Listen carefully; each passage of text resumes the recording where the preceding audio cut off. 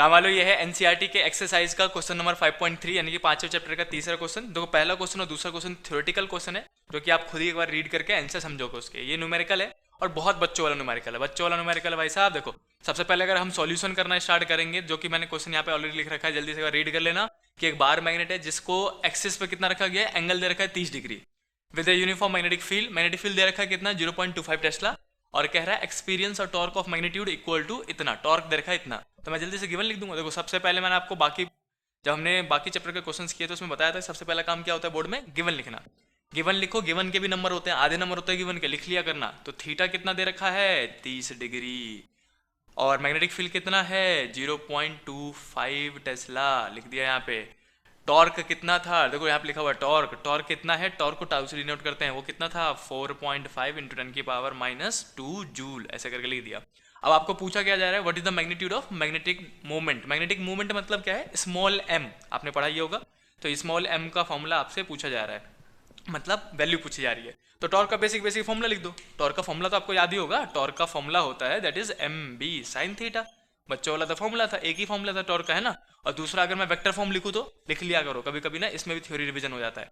अगर मैं कहूँ वेक्टर फॉर्म लिखो टॉर्क का, तो टॉर्क वेक्टर इक्वल टू क्या लिखोगे आप, एम वेक्टर क्रॉस प्रोडक्ट होता है यहाँ पे बी वेक्टर, क्योंकि साइन थीटा है ना।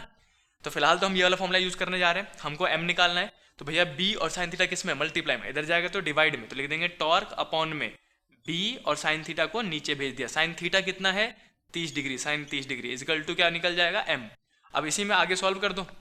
देखो टॉर्क की वैल्यू कितनी है ये रही, तो मैं लिखूंगा 4.5 इंटू 10⁻⁻2 अपॉन में बी, मतलब मैग्नेटिक फील्ड कितना था 0.25, जो वैल्यू है वही गिवन लिख रहा हूं मैं यहाँ पे 0.25। और साइन 30 की वैल्यू कितनी होती है, साइन 30 इज 1/2, याद होना चाहिए ये सब, 1/2। तो देखो ये जो 2 है वो डिनोमिनेटर के डिवाइड में कहाँ चला जाएगा, ऊपर।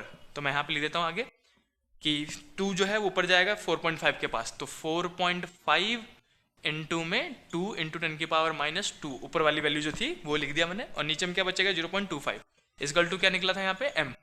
तो यहाँ पे नीचे लिख देता हूँ मैं 0.25, बेसिक कैलकुलेशन है, हाँ मैं करके दिखा रहा हूँ बच्चों वाली चीज़ें।